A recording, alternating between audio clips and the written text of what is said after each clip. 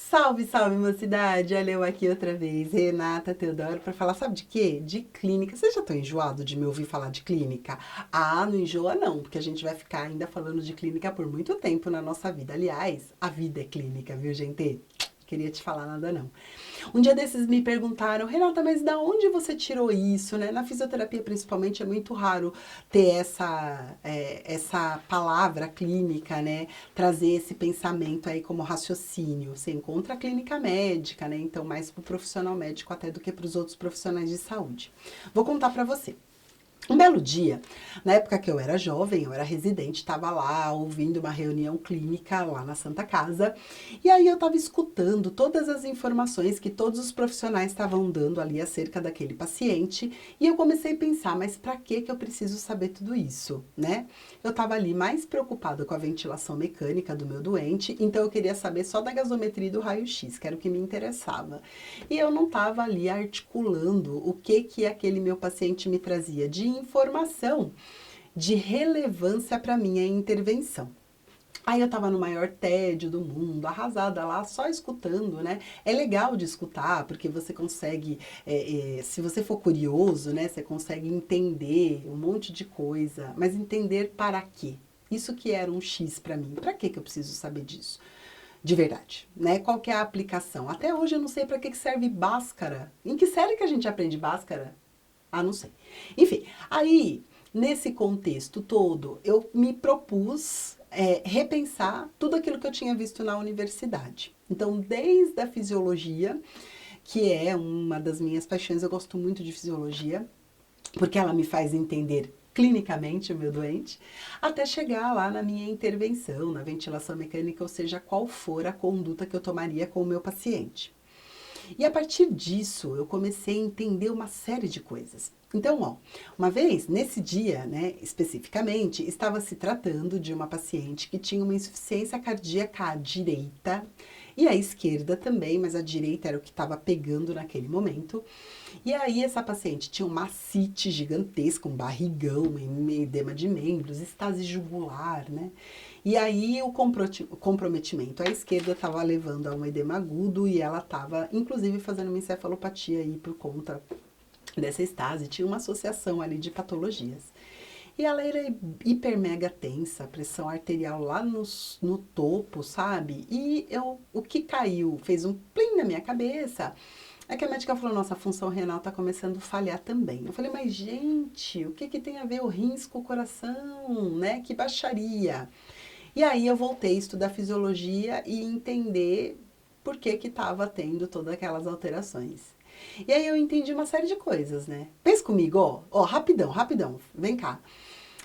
Pensa, o sangue, quando ele tá voltando pro coração, ele tá subindo a ladeira pela veia cava inferior, né? Sabe a São Silvestre, quando você tá subindo a Brigadeiro Luiz Antônio? Quem não é de São Paulo não vai entender, né? Mas a São Silvestre, você vai reto, depois você desce, depois você sobe. Bem no final da prova. Então é isso, o sangue quando tá voltando pro coração, ele tá subindo a Brigadeiro Luiz Antônio depois de correr toda a São Silvestre.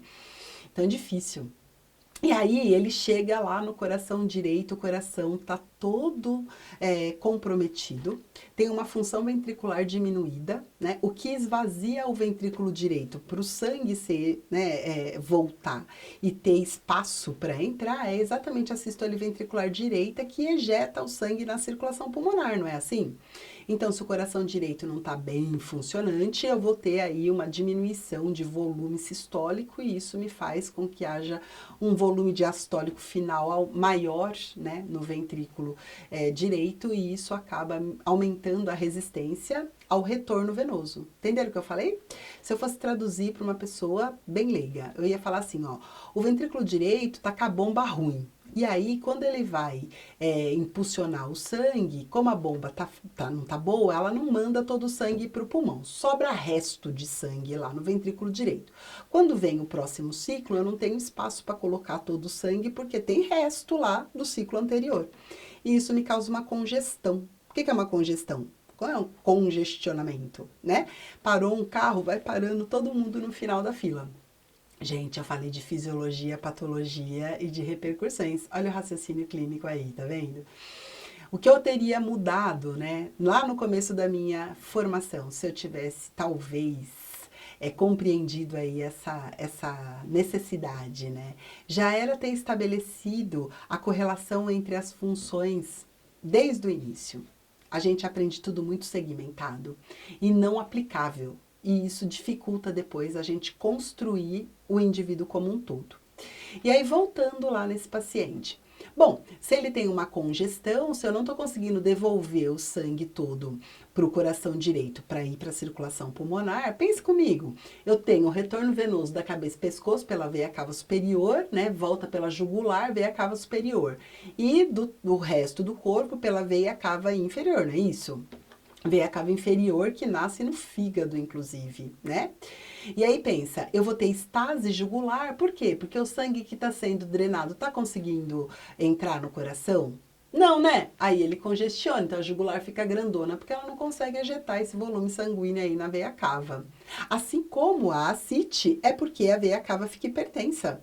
Ela não está conseguindo ejetar o volume de sangue do retorno aí, que está vindo, né, do fígado de volta para o coração. E aí acaba tendo exsudação, liberação de líquido e acaba fazendo a ascite. Olha, caramba, né? Então você viu como tem que saber fisiologia? E você viu como você consegue entender de verdade o que está acontecendo com o paciente do ponto de vista patológico? Então não basta pegar lá no prontuário e falar, tem estase jugular, e daí? Como se fosse cada coisa uma entidade clínica diferente. Não, elas estão todas ligadas. Aí, vamos para a função renal. Então, o que aconteceu? Ela não basta tudo isso, né? Ainda tem o rim para ficar zoado? Pensa comigo, se eu não estou conseguindo ejetar um bom volume na circulação pulmonar, vai voltar um volume menor também para a circulação sistêmica. Então, o mesmo sangue que foi para o pulmão, fez troca gasosa, voltou para o ventrículo esquerdo, vai ser ejetado na artéria aorta para ir para a circulação sistêmica e nutrir o corpo inteiro aí desse nosso indivíduo, certo? Da gente. E aí, a gente sabe que os rins é dependente de pressão arterial e de volemia para fazer a filtração glomerular. E nesse sentido, o que vai acontecer com o paciente? Isquemia renal, porque ele não tem uma volemia sanguínea adequada. Afinal de contas, a volemia dele está toda parada aí na circulação de retorno venoso, lá no coração direito. Então, eu diminuo a perfusão renal e isso pode trazer lesão glomerular crônica aí ao longo de tempo, até que o doente acaba ficando renal crônico mesmo. E por que ele fica hipertenso? Ah, mole entender isso, muito mole. Quanto menor a perfusão glomerular, mais renina o indivíduo libera. E aí ele ativa o sistema renina-angiotensina-aldosterona, que faz um aumento gigantesco da resistência vascular periférica e da reabsorção de água e sódio. Eita! Vocês viram como destrinchar tudo isso faz entender o complexo do meu paciente? E ó, é para ficar encefalopata mesmo, para começar a rebaixar. Se não tem sangue circulante no rim, vai ter no encéfalo? Sangue oxigenado? Claro que não, né? O paciente vai deprimir mesmo, vai ter uma letargia, uma sonolência por falta de sangue oxigenado. Gente, eu de verdade teria mudado isso lá no começo. Tanto é que eu, como professora, hoje em dia, não ensino, como se a gente pudesse ensinar, né? Mas quando eu estou facilitando o acompanhamento de conteúdo dos meus alunos, eu não gosto de falar de uma coisa pontual. Eu gosto de entender, né, todas as repercussões do que aquela coisa pontual pode trazer para o nosso indivíduo. E aí você vai ver como fica legal, gente. Além de ficar fácil, porque você consegue entender a sucessão de causa e efeito, você começa a entender, assimilar porquê de todas as disciplinas que você teve na graduação, na pós, na residência, seja lá o que for, né? Então não seja um replicador de informação, seja um construtor de conhecimento. A gente tem uma dificuldade grande no Brasil, né, de maneira geral, os ocidentais, de concentração. A gente é uma tristeza, né? Você está estudando, fala a verdade, você começa a estudar lendo. Aí, quando você volta para o primeiro parágrafo, você já esqueceu tudo que você leu. Aí passa o homem do ovo, o ovo de R$ 30, o homem da pamonha. Aí você fica pensando, será que eu vou comer pamonha agora? Não, vou deixar para mais tarde. E aquilo que você estava estudando foi para o espaço, né? A gente tem muita dificuldade de concentração porque isso é uma habilidade que a gente vai desenvolvendo desde pequeno. Mas está tudo perdido? Claro que não, ainda dá para aprender, mas tem que ser legal. né? O nosso cérebro só aprende aquilo que ele acha que vale a pena. Então, toda vez que ficar concentrado estudando é penoso, esquece, não vai ter concentração. Você lê 2 frases e fica pensando, ai meu Deus, tem boleto para pagar amanhã, ai Jesus, vão cortar a energia se eu não pagar. Não é assim? E ainda pensa lá, e será que vou dar match no Tinder, né? Já fica pensando nessas coisas. Então, guarda isso, né? Estudar tem que ser prazeroso. Mas para ser prazeroso, o seu cérebro tem que entender aquilo que você está fazendo. E aí, quando faz lógica, é sucesso. O cérebro fala, entendemos, pessoal. Se ele pudesse, ele te daria um abraço, um beijo, um aperto de mão. Ia ser uma coisa maravilhosa. Então, gente, de novo, voltando na pergunta que me fizeram, o que que eu faria de diferente hoje em dia? Eu faria isso, né? Estabelecer esse processo transdisciplinar entre as disciplinas que eu tive durante toda a graduação. E mais do que isso, né? Quando eu tenho realmente prazer naquilo que eu estou fazendo, porque eu consigo compreender, eu tenho uma assimilação diferente, eu não preciso decorar nada, as coisas fluem de uma maneira muito mais legal. E mesmo para nós que viemos da escola pública com um baita delay de química, um baita déficit de biologia, a gente consegue superar tudo isso. Então não tenha medo não de expor a sua cara na Medina e falar eu sou bom nesse negócio. Você tem que ser sim. Não melhor que o outro, você tem que ser melhor que você. A cada dia, desafie-se. E isso é sensacional. Desafie-se até a não se desafiar. Falar, hoje eu não quero, eu vou descansar, comer torresmo e beber cerveja, é seu direito.